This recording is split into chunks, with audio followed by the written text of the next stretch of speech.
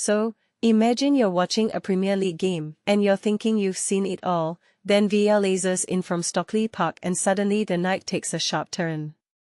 Today we're breaking down a moment that divided opinion, sparked debate, and left fans arguing with their screens. The Ross Barkley goal for Aston Villa that rolled into United's box only to spark a long VAR check that certain voices called impossible to tell.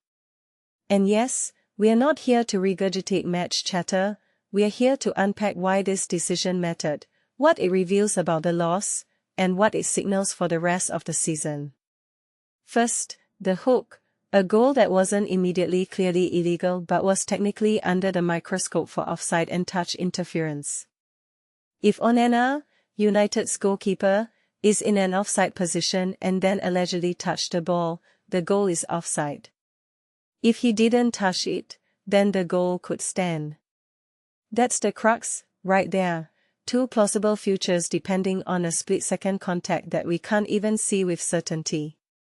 Personally, I think this is exactly the kind of edge case scenario that reveals both the beauty and the fragility of VAR in football.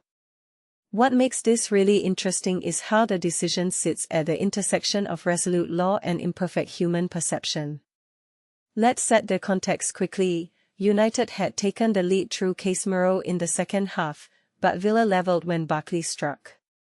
The big question wasn't just whether the shot went in, but whether Amadou Onana, who was in an offside position, influenced the play or the goalkeeper's line of vision.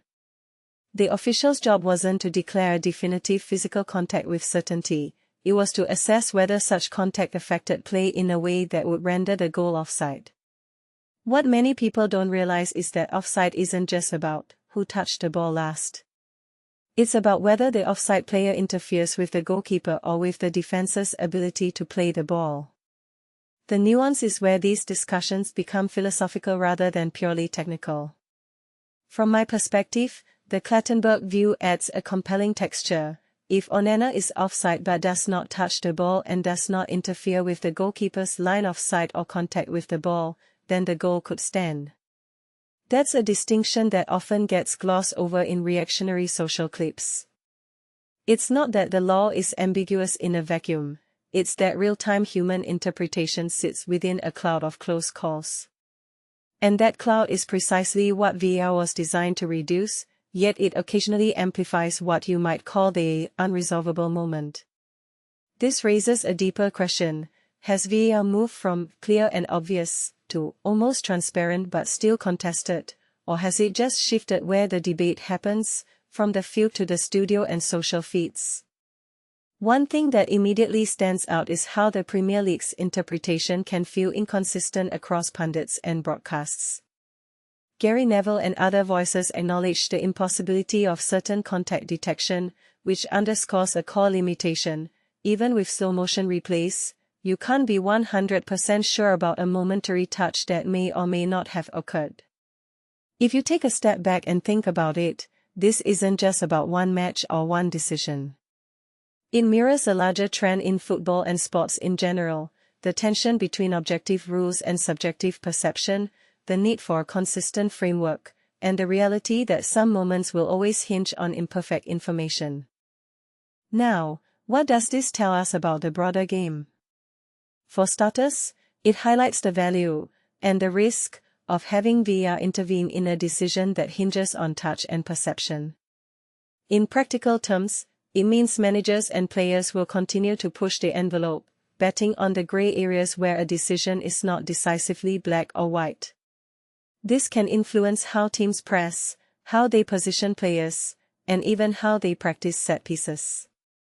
If you zoom out, you can see a microcosm of football's modernization, the sport leaning heavier on technology to adjudicate, while human interpretation still drives the outcome and emotions around the result.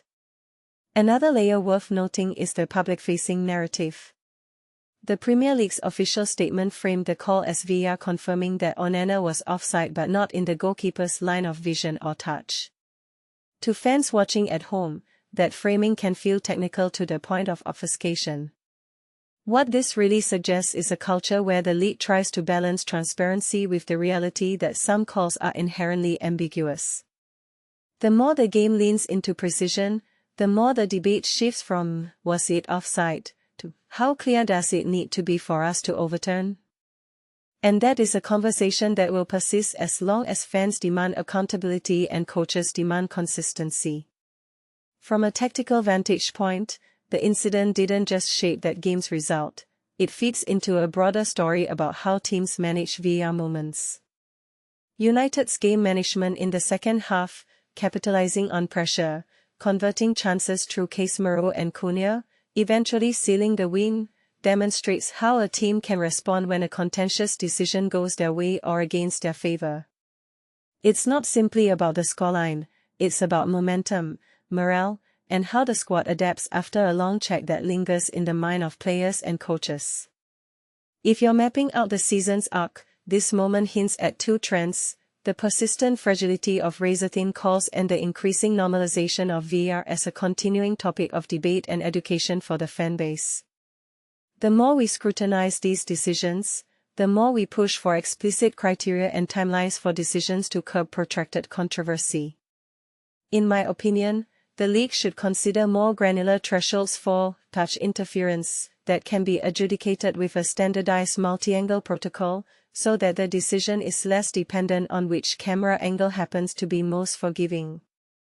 Finally, a closing reflection: this is less about one goal and more about how football evolves under the twin pressures of rule precision and fan engagement. The Barkley goal controversy didn't just test a call, it tested trust in the system. Do fans feel the process is fair when a decision hinges on a split-second glimpse? Do players trust that VAR will deliver consistent judgments when the line between offside and onside is so thin?